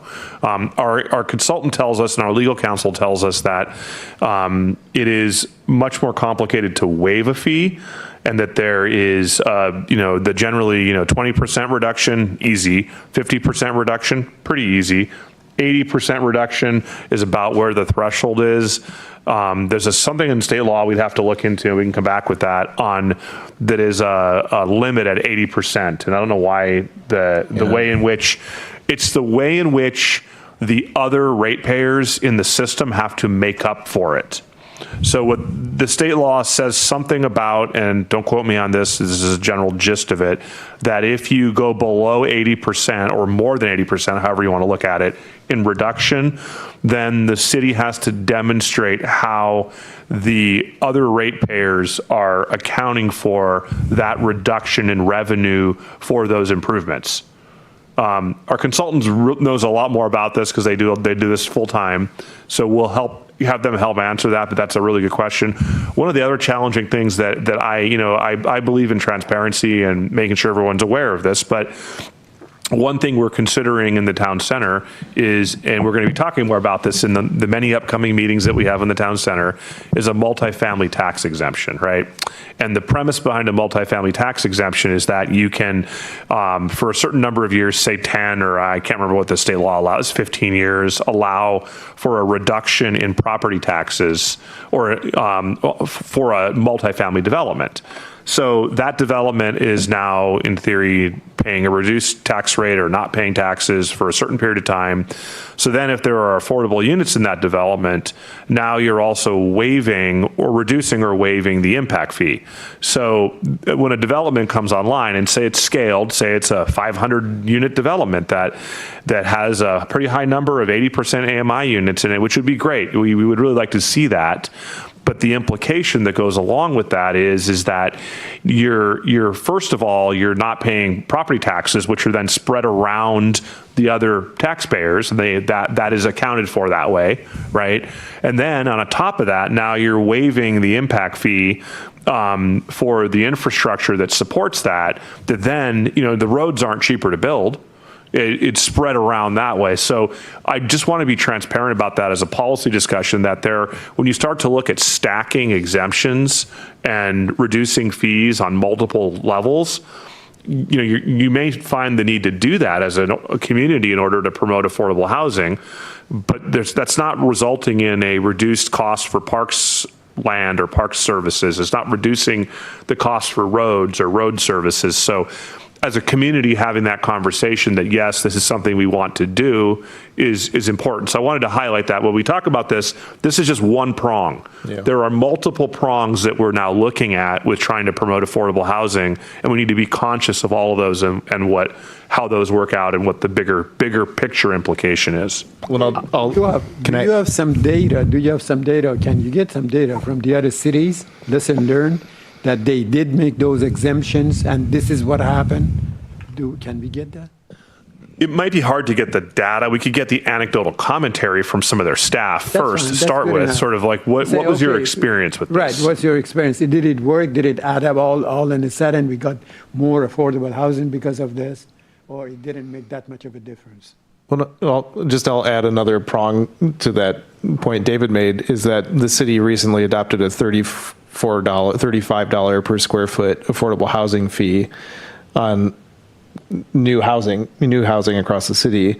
And so that also is a factor when considering how much does the public help support and pay for affordable housing units if you also then think of a fee waiver on top of an MFTE on top of, so it's all something for you to consider when thinking about impact fee reduction for affordable housing. So You said $34 per square foot. yeah. Or fractional units that are required to otherwise build 10% at 80% AMI. So say a 4-lot short plat, you'd have to pay the square footage at $34.45 per square foot. So to throw another wrinkle in this, it would be fair to say, though, as we're looking at changing the way impact fees are calculated, we're actually reducing the impact fee for multifamily, which probably relate to affordable housing. So those affordable housing units are already getting a break on impact fees by going to square footage.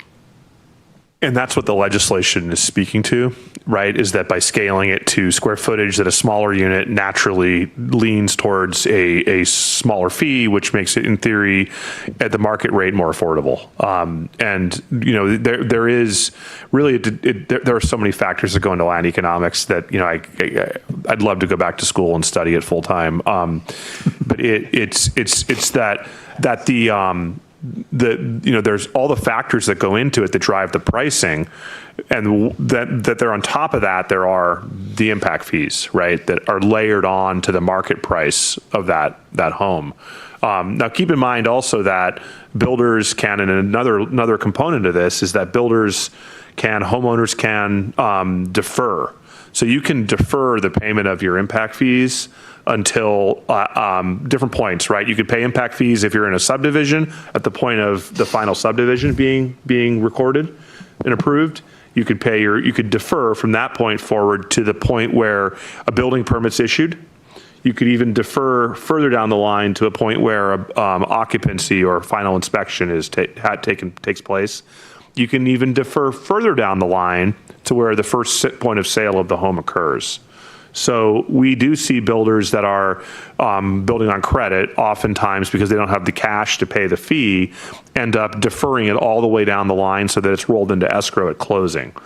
That's a closing cost that's added in there, which can be a big hit to somebody buying a home when they find out that, I'm buying it for this amount from the builder, but then when I go in, the way it actually stacks up is because there's a lien added to the title of the property until it's sold.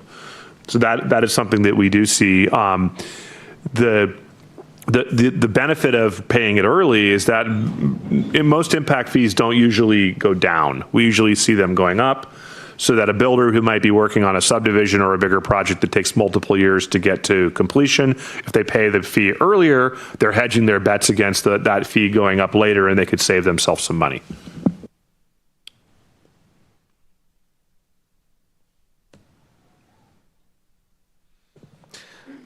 So really, we'll, I think, just focus with the time we have left on talking about the big point of feedback we want is kind of any thoughts you have on impact fee reductions or waivers for affordable housing, because that will impact the draft code we bring back the next time around. But again, if it ends up being a longer discussion and we need more time, we have the flexibility in the project to do that.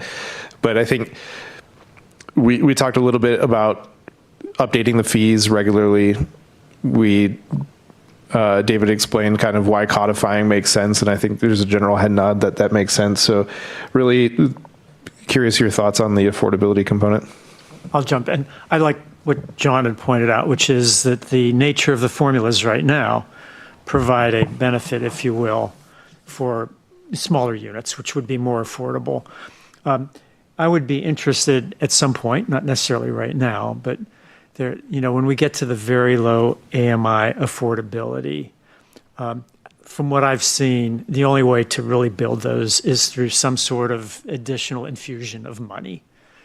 And so even there, if you make that assumption, the formula might still be appropriate without any further reductions. The formula of 80%? No, just what the example that we saw, there's a minimum, and the minimum is set based on the occupancy. The size we of the could unit, play with yeah. what that minimum is, but to then layer on additional percentages and all of this just feels like adding complexity. If the formula is designed already to encourage middle housing, more affordable units, all right?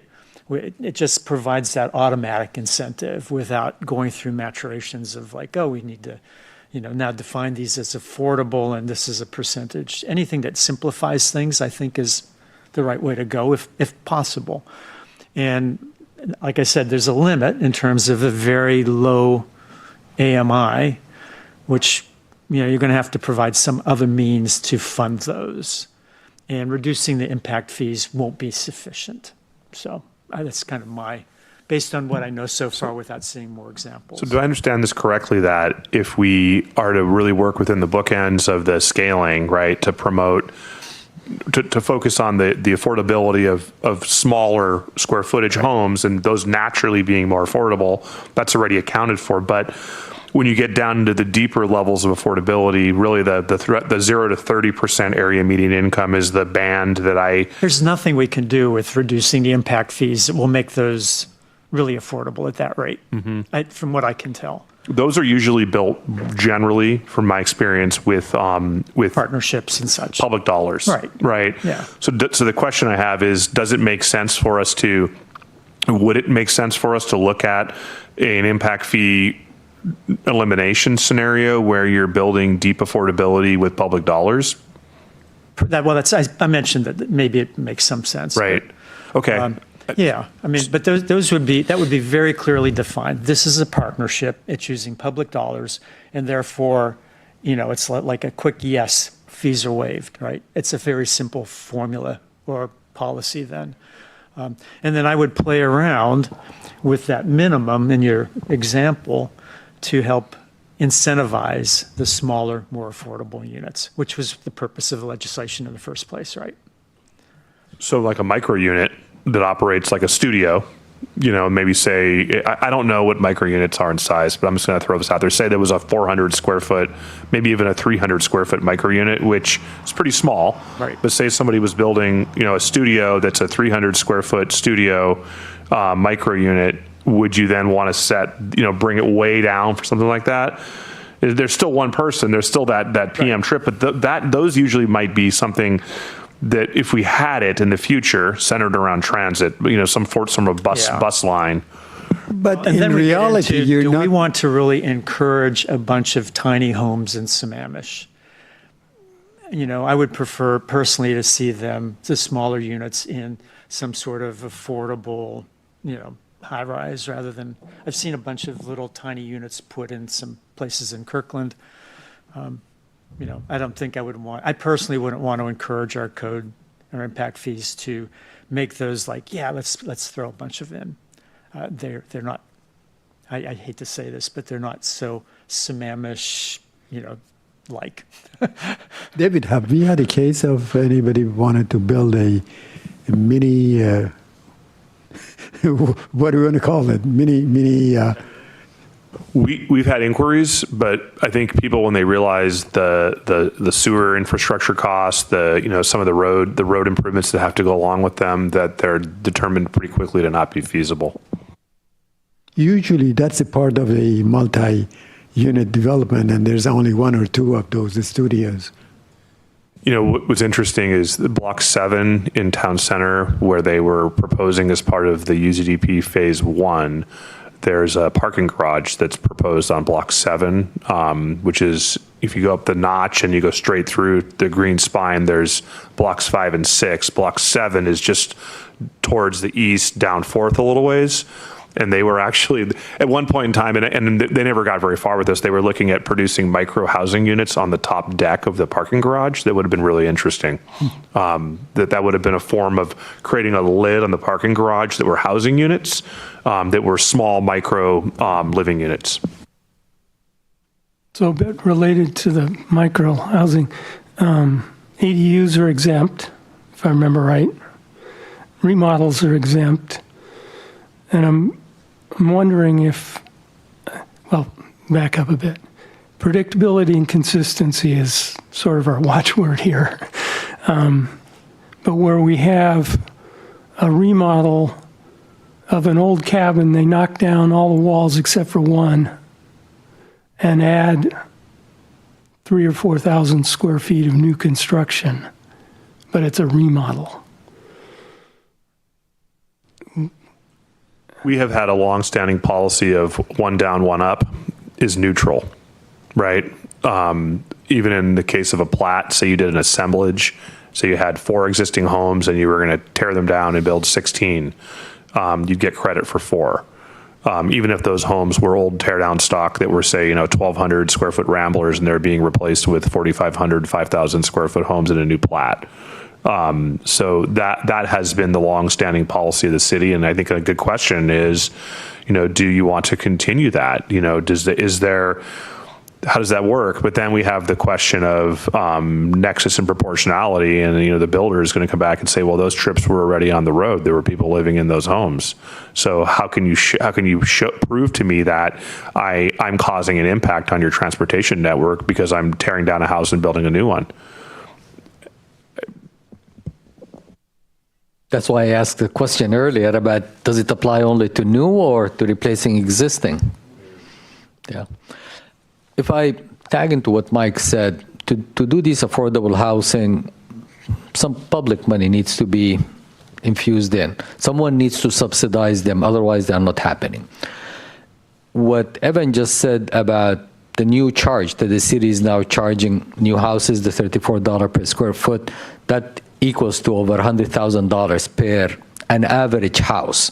The average house in my mind is a 3,000 square foot house. So people are already now paying, subsidizing 100 grand per house. I would rather not ask them to chip in more and waive the impact fee from the affordable housing and ask whoever that entity is that's going to help with making them affordable to just add into to whatever funds they provide and move it away from the public. Don't tax them more. Yeah, thank you for that feedback. And that was what Evan was trying to get to is, understanding there's these different prongs. So this is another one. When we start to think about the bigger picture, there's pros and cons of all this, and trying to understand, how much ultimately falls back on the individual property taxpayer in the city is, I think, a really important puzzle to try and piece together so that we can look at the bigger picture of when we look at waiving fees or reducing them, well, how much, who ends up paying, because, and I'm not trying to be negative about it at all. Like, I just want to make sure we're having that conversation, is the projects aren't getting any cheaper. If we waive impact fees for a deeper affordability project, it doesn't mean that the roads that serve it and the parks that are needed to serve it are getting cheaper. I would just, you don't want to be negative, I will be. I think it's hard for me to imagine keeping a straight face and saying to anybody, you're going to have to pay, you're going to build 4 units or 10, I don't care, whatever the number is, and you have to pay $100,000 per unit, but we're going to incentivize you on this one by giving you an abatement of $10,000 so you make that one affordable. I think in that, hearing the impact fee that's in place and doing the math, which Hisham did, makes me think, I don't think that 80% reduction, which I previously thought was okay, that seemed like an appropriate thing to do. At this point, I don't think it does. It makes a bit of difference to anybody. So that being the case, I guess I wouldn't feel like we should focus more on the proportions on the scale and not on some kind of abatement of the impact fee. Because like I say, it's a drop in the bucket compared to what we're asking people to pay. Do we know when you look at the TIP or CIP, the total amount, what is the percentage fund come from the impact fees?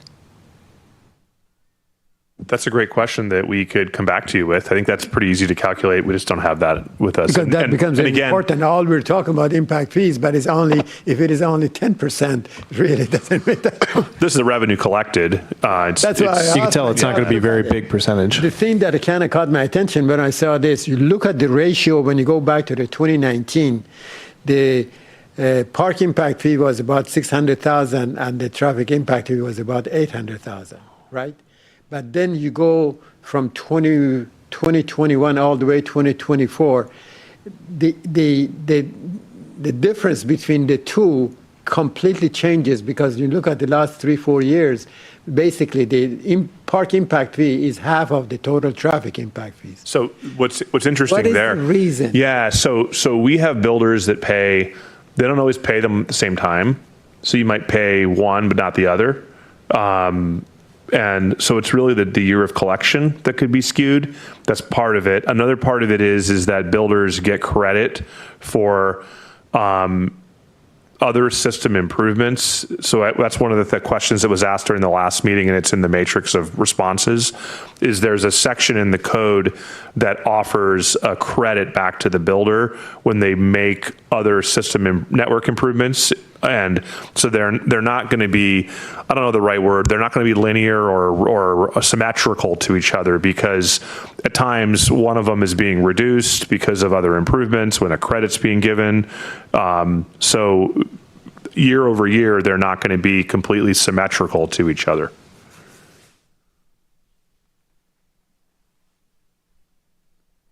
Suda, we haven't heard from you for a bit. Do you have any questions or comments to add to the conversation? I had my hand raised and then I got tired, so I took it down. I did. I had many questions, but Wow. actually, David and Evan, thank you so much. And I agree with Mary Victor, like these numbers we're getting so sucked into it. I agree with having these impact fees looked on a periodic basis, maybe every 5 years. I don't think you need to do it every 2 years. It becomes really a lot more complex. Evan, on one of the slides, you were showing the impact fees we are collecting as of today. Can you go to that one? Yeah, that one.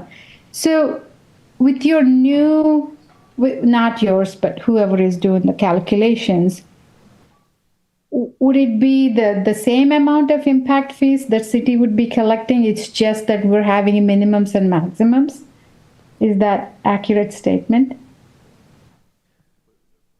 Yeah, I think the best answer is we just don't know yet until FCS presses the calculate button and gives us the calculation. So I think that'll be a better November answer and more accurate. And they'll have a comparison of existing fees to newly calculated fees. So I think we'll just have to wait on that one. These are 10 years old, right? Yeah, so that's where we're looking into changing. Okay, makes sense. Thank you. Can you say, because I want to follow up Suda's question, you look at a single family housing unit, the impact fees I'm rounding up the number, 14,000. The total for, what was that, the last year that you showed was 2023, was 240,000.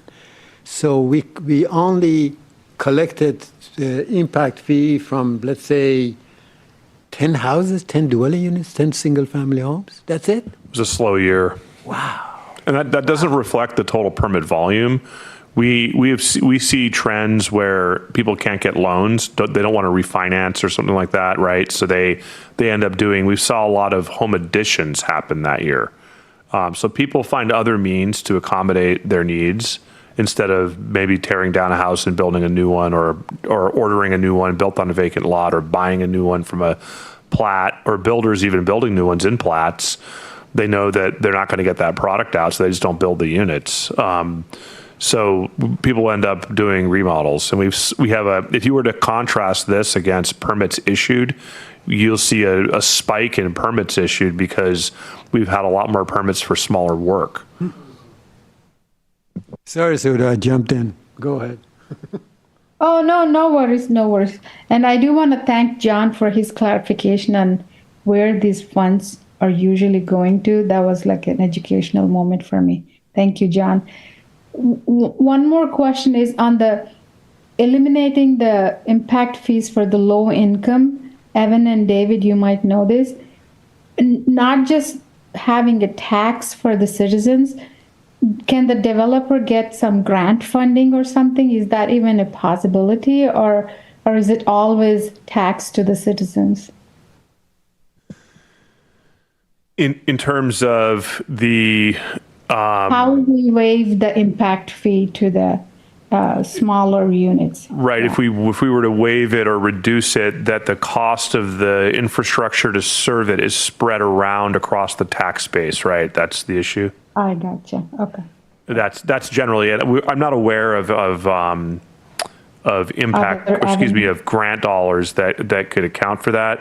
Now, there are some interesting dynamics at play between the state, the county, PSRC, and the cities with regard to a city's eligibility for grant dollars.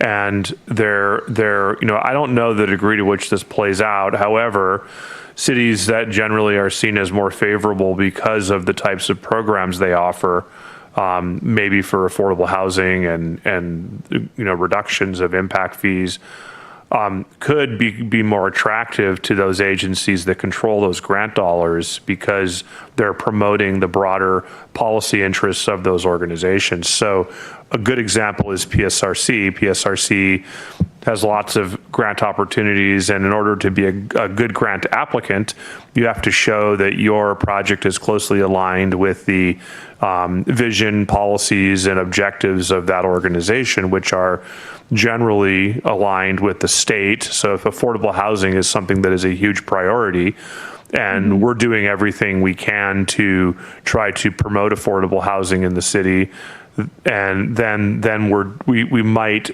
score higher in their scoring criteria matrix because we are in alignment with promoting affordable housing, and therefore those grant dollars could help support infrastructure costs that goes along with that in response to the reduction of impact fee revenue from affordable housing. Yeah, agree. Yeah. I guess we need to look into it more in depth. And we were talking about a studio unit or a 400 square feet. In San Francisco, for 400 square feet, my son is paying $1,900. So that's not affordable. I'm just saying we might get to that point, but it's getting expensive for everything. I don't have any more questions. Thank you. Can I ask you a question, kind of following up John's question, John's comment that how about the argument of double dipping because affordable housing developer gets a discount because it's a high density, and you get a reduction of the fee because of the high density, right? And also 80% because of the affordability. Can somebody use that argument that basically the developer is double dipping, gets discount both ways? It's on a unit by unit count, so that it would only apply per unit, right? So they would only get the discount for the affordable housing units. They would still have to pay. That he has already got a discount because he's building it in a high density residential area to begin with. What? Yeah, I mean, that's not necessarily a discount, it's a scaling, right? John, you refer to that as a discount. So won't the 80% reduction that's currently on the books will go away if we do the scaling? It could. You could keep it, or it could go away. So it's either or? Well, it's a policy question. Yeah. Would you like to offer a discount in addition to the scaling? I'm asking the question that somebody's going to bring up. Hey, you're double dipping. It seems like the majority so far has voiced that it doesn't make sense to offer further discount outside of the scaling. And when you think of Mark's example of also then applying the affordable housing fee on top, yeah. I think except for Mike's comment that we might consider ultra low, deeper levels of affordability where that would be a public policy point and there'd be some criteria around that. Yeah, consider. Yep. David, you said that you have answered. I know that probably you're not going to be able to get into it because it's already close to 8:30. I sent a list of questions. I'm assuming that you're gonna kind of respond to it in writing and go. Somebody want to extend this maybe 15 minutes? Okay, motion to extend. Second. It's been moved and seconded to extend 8:45. All those in favor say aye. Aye. Aye, opposed, no, thanks. Yeah, we could get through a couple of these. Some of them we'll write up. I mean, these are great questions. We appreciate you sending them in. First one, how will the new methodology proposed by FCS quantify proportional impact specifically in terms of square footage, bedroom count, and trip generation? In this case, it's square footage, but trip generation is factored into it earlier through the use of the capital facilities planning process. Will the fee model incorporate localized trip generation data or rely on generalized ITE rates? And this is one we'd have to ask. And that's the one that I brought it up, vehicular traffic versus Right. total multimodal. Right. My understanding is that it's both. Because the localized trip generation is accounted for in the TMP, which is used to calculate the capital facilities needed to make improvements to support growth. But then the actual fee itself is the PM trip end is from the generalized ITE rate, right? So I'm it's assuming that both. there's going to be a table somewhere in documentation says, okay, this is the total trip rates. That includes the vehicular traffic or adjusted. Right. We'll write this one up. I think this okay. is, you know, Go ahead.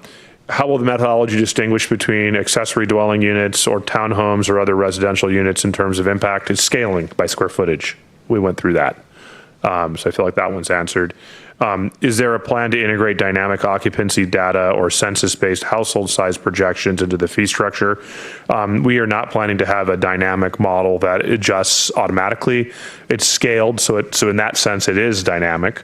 But once we adopt it, it will remain in effect until we amend it or repeal it and replace it.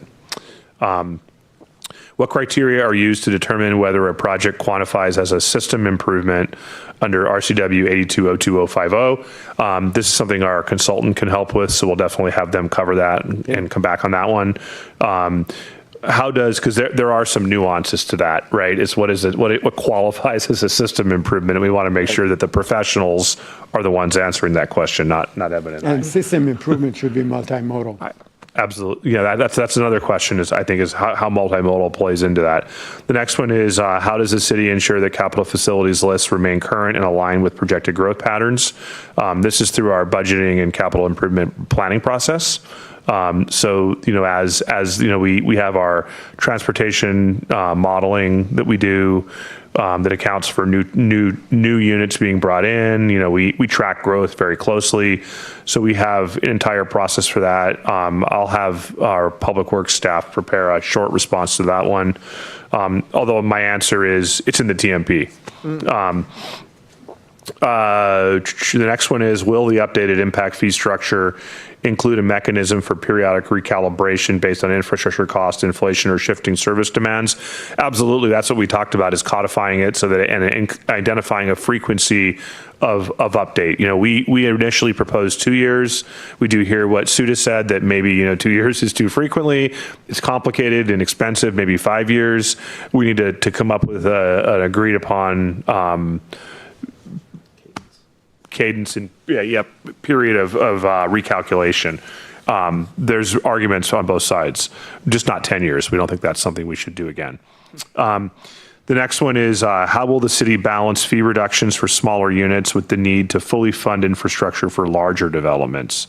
So again, this goes back to nexus and proportionality. So smaller units, in theory, if there's only one person and one trip, should have a smaller impact than if there were 3 people in the house and possibly 3 trips. So therefore, the fee would be smaller, right? So the demand on the infrastructure from the new development is less. Therefore, it is less of a cost for that new unit on supporting growth. Is there a risk that fee scaling could unintentionally incentivize smaller units at the expense of family-sized housing? I think in part, it depends on how you define family-sized housing. I think what the state is saying is that they would really like to find ways to scale it out proportionally so that the smaller units that they're trying to see built in the cities through middle housing is actually something that is not disincentivized. It's the opposite, right? So I think the scaling accounts for that. Well, the methodology. Yeah, well, the methodology includes safeguards to prevent under-collection in high-density developments that still generate significant infrastructure demand. So the one, I guess, downside about the methodology that's proposed is that it's not based on districts or TAS specific. So if you're building a multifamily development in a certain area that requires improvements in that area, it's not going to result in the fee being higher. The fee is the same in any part of the city. It doesn't account for the locality. However, as part of the transportation impact assessment process and SEPA, I might not have the terminology right, but there is an analysis that's done for other system improvements that might be needed and mitigation measures that can be applied.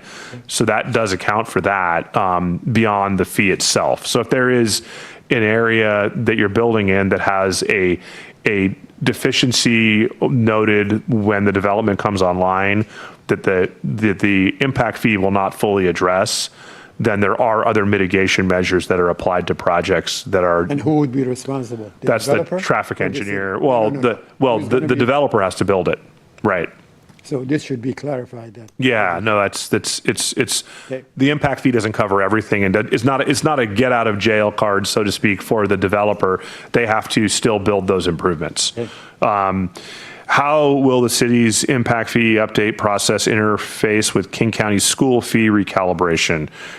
So we collaborate with King County, the school districts on many levels, but we do not, their improvements on their properties don't necessarily reduce or change costs required for our improvements. Okay. So our impact fees do not influence their impact fees. Plus, theirs are proposed to be by bedroom. How about the last part of it? Especially in overlapping service areas. Overlapping service areas. So, as far as I understand it, schools are exempt from paying impact fees. They're not exempt from making network improvements. They are exempt from paying impact fees. Okay. So, if a school was expanding, it would not have to pay impact fees for that. Although they are listed in our code, which is interesting. Okay.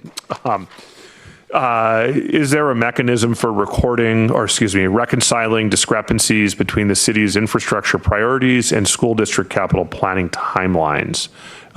We do work really closely with the districts. For example, when the Issaquah School District was proposing their new high-low campus down on the south end of 228th, our traffic engineers were working closely with Issaquah's traffic engineers and with the school district's consulting traffic engineers to understand what improvements might be needed in Issaquah's system and in our system in order to make a cohesive system.